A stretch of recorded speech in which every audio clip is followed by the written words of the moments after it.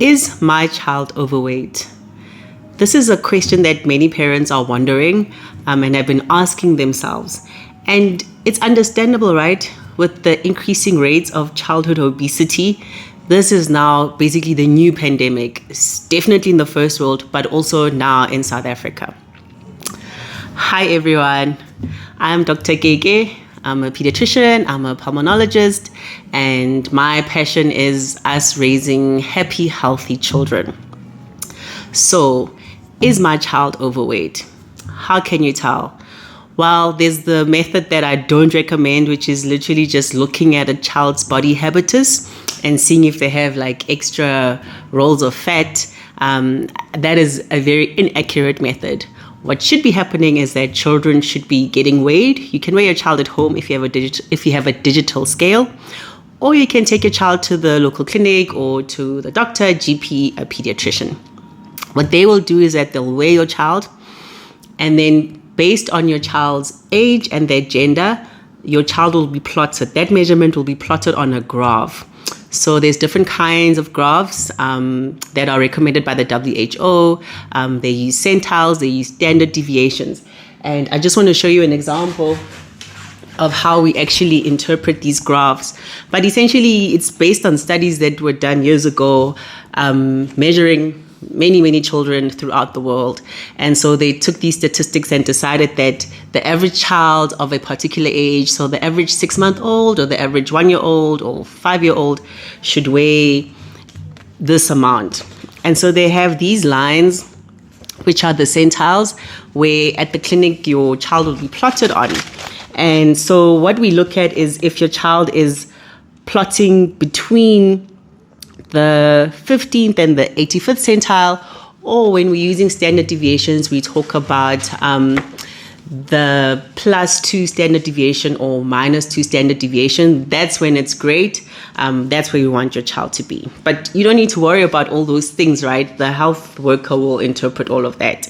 Another calculation that is used is the body mass index. So that's when the child's weight is taken into consideration, and the ratio according to their height or their length is calculated. And then again, based on how old they are, all of this is plotted on a graph to see, in comparison to this child's age mates, is this weight normal? Is it high? What could be the problem? And I just want to put caution to say, even if a child is plotting, let's say off the charts for whatever age they are, it doesn't necessarily mean that there is something wrong. So whoever's doing that plotting will do interpretations based on what the parents look like, this child's birth history, if there's any underlying conditions, illnesses. So it all depends. So just because you hear a number or a value, you don't need to freak out. Okay, so that's how we can tell. So really, it is only after your child has been weighed and plotted can you then know if your child is overweight. And so why does it actually matter? It matters because overweight children do have health problems. The same way that adults who are very overweight have issues, overweight children can have high blood pressure, they can have early onset diabetes. These children tend to, if they're very overweight, they tend to snore at night, and that can actually disrupt their breathing, and that's called sleep disordered breathing. They can have asthma, and those children who already have asthma, if they're overweight, it's far more difficult to control the asthma. Those are just some of the complications of being overweight. Let's not even forget about like the body image of the child. They can see themselves in the mirror. They can see what other children look like at school. So they start to have body image issues that can lead to children isolating themselves, not wanting to play. And that can also lead to other mental health issues, such as depression as worst case scenario. And then one which is really not their fault is the problem of bullying at school. So they get bullied. So it's really something that if we can prevent, we would like to. So that's why we don't really want children to be overweight. But what causes it, right? So if your doctor or someone tells you that, listen, mom, dad, your child is overweight, you're probably wondering, like, what could have happened? Firstly, it's not a blaming game, so don't blame yourself. It's nobody's fault. A lot of these conditions are due to genetics. So a child could be overweight because that's their genetic predisposition. So that being said, though, it doesn't mean that because now we know that, we're a family of overweight people, that we now just allow nature to take its course. There is nature, and then there's also nurture. But genetics do play a big role. And then what else is it, right? It's the lifestyle that we're living today. Our children are watching TV and they're spending a lot of time on gadgets. So they're spending less time outside. So that also then they have less ability to expend these calories. So that's another cause. And then in terms of the diet, what we're eating at home, things have changed over the years. We are eating quite a high carbohydrate and sugary diet. The trend is that when children don't want to eat, some parents will try to compensate by giving their little kiddies things such as yogurt, and yogurt has quite a lot of sugar. So you indirectly don't realize that now you're introducing your child to sugar early. They start to develop that taste for sugar and that craving for sugar. Another mistake that some parents do is with juice. So a lot of people believe that juice is healthy just because, yes, it is made from fruits, but 100% fruit juice actually contains so much sugar. An example I like to give some people when we're talking about diet is, if you have a juicing machine at home, if you want to make 1 cup of apple juice, let's say, you need to put in that juicer at least like 4 apples, right? And then you're going to drink that juice. But who eats 4 apples in one go? So it's just an example to show you how much sugar there could be in fruit juice. I'll talk to tips later, but what we do in our house is, if we are going to drink juices, it's diluted. So it's 1/3 of juice in that cup, and then the rest is water.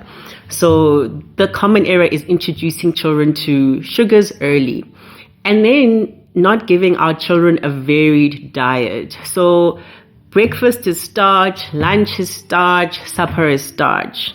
Example, breakfast is, let's say, a porridge. There's different kinds of porridges, but either way, it's a cereal, it's a porridge. That's breakfast. Then lunch, some children from an early age are being fed noodles. There's really not much nutrition in that. And then when people think that they're adding something to the noodles when they add gravy to the noodles, it's not really improving the situation. And then for supper, it's mash. So, if you look at that, what that child has eaten throughout the day, it's all starch. There's very little vegetables. There's no protein. So that's one common mistake that people make. And then another thing is snacking. So our children are, if I had a rant for every time my daughter tells me that she's bored, but the error that we make is that instead of coming up with activities and things to do to deal with the boredom, we give our children snacks, So when the child says, I'm bored, it's like, okay, what do you want? What do you want to eat? Crackers, chips, an apple. So it's those snacks that throughout the day, those calories are actually adding up, and you're not realizing that, hey, listen, this child has actually eaten more than what they should eat throughout the day. And then when it comes to the snacks, or even just food, portion control. So when you're sitting watching movies or something and you're eating your snacks, we are eating our snacks out of the actual original packet that it's coming out of, thinking that, okay, I'll have a little bit, and then when I'm satisfied, I'm going to stop. But we seldom do. So what we should be doing in terms of snacks is pouring the amount that you want your child to have in a little bowl, so that they learn that, okay, this is all I'm having for now, and that's enough. And then fruits as well. So yes, we want children to eat fruits, but 3 apples, 4 peaches, 10 strawberries, grapes throughout the day, that's all sugar, sugar, sugar. So these are just some examples of some of the errors that we are doing that are contributing to our children being overweight. So if this is the situation now, you've established that the child is overweight, what can you do? I'm going to start with what not to do. What we are not going to do is to body shame these children. I'm very, very passionate about this. Children should not be hearing from adults if that they're overweight. We shouldn't be making funny comments. Even if you think it's a joke, these things actually stay with children. So even if you thinking it's a compliment, because in some cultures it's quite cute when a child is chubby, you don't need to be telling children that, oh, look, you're so chubby, or none of that. And be fierce in terms of spreading this message to your relatives as well. Don't be letting grannies and uncles be calling your child fat, telling your child how stodla they are. That is not okay. And that is what actually perpetuates these poor eating habits that these children develop. Okay, so no body shaming, no comparing.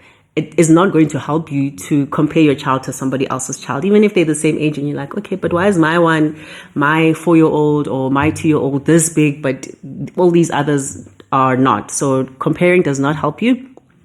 Get the facts, get your child assessed, and then now you know, and it's something that you can deal with.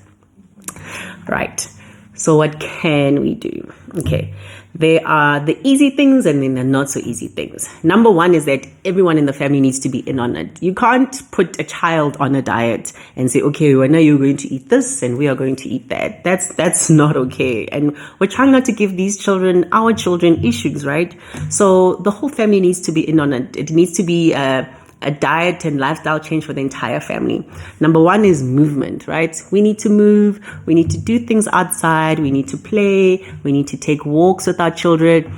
If we're working parents and we're not able to do this, then whoever's minding your child, ask them, or OC or whoever, please, in the afternoon, can you just take a walk with my child down the road or play soccer with them outside in the garden? All right. And if you don't have a garden, some people don't. Some people live in apartments or in flats. There are things that you can do inside the house. Something that I've realized that my daughter really loves is jumping on. Well, we do have a trampoline outside, but then I also have a small trampoline inside the house that I use to exercise. She loves it. It's like her new toy. And before I used to be quite touchy about it, like, why are you using my stuff? But I've actually realized, you know what, when we don't want to go outside or we're tired, it's good for her to jump, she's exercising. So moving, exercising is great. Limiting TV time and gadget time is also great. It's not easy, right? But literature and those who know say if you can limit it to a maximum of 2 hours a day, then you're winning. But look, the verdict's out on how possible that is. All right. Portion size. When we're dishing for our children, we need to actually look at these plates that we're dishing. We can't be giving them the same amount of food as we are eating. So you need to actually monitor portion size. In terms of the food groups, a plate should be multicolored. You need to have your starch, yes, but we do need to have vegetables and protein on the plate. And gone are the days where half the plate needs to be rice or papa. Like, children can actually just have a plate of vegetables and meat, and that's actually quite all right. So I think also we just need to revisit some of the previous traditions that we grew up with. Obviously, taking financial classes into consideration and what everyone can afford. But being someone who works in this space, I know that there are many good, nutritious foods that are affordable. So there's many things we can use to replace pastas and rice. Okay, and then sugar. I've already spoken about juice. A good thing is to dilute juice if you must use it. If your child already is used to that taste and they don't want to start just drinking more water, dilute the juice, please. Fizzy drinks, for me, it's a no-no. If you can get it in your household or in your family that you don't buy fizzy drinks, just don't do it. If you are already in the habit, then fine, you can go for the zeros or the reduced sugar, less sugar options. But if you can get it into your family's mind that we don't drink fizzy drinks, it's going to make life so much easier for you. Okay, and then so we've spoken about portions, we've spoken about snacking, we've spoken about exercise, force feeding. Okay, so something that we do that, yeah, I mean, many of us are guilty of this, is feeding our babies from a young age. We're feeding the child looks like they don't want to eat anymore, then we just keep going, and now you're fighting with your child to feed them. That is not good. Children then don't get to learn if they are full. So from as soon as they can start feeding themselves, let your children feed themselves. They'll know when they've had enough, and that teaches them even for future that, look, when my tummy is full, I need to stop eating. So please stop force feeding children. I think that's enough for one day. I'm going to wrap it up.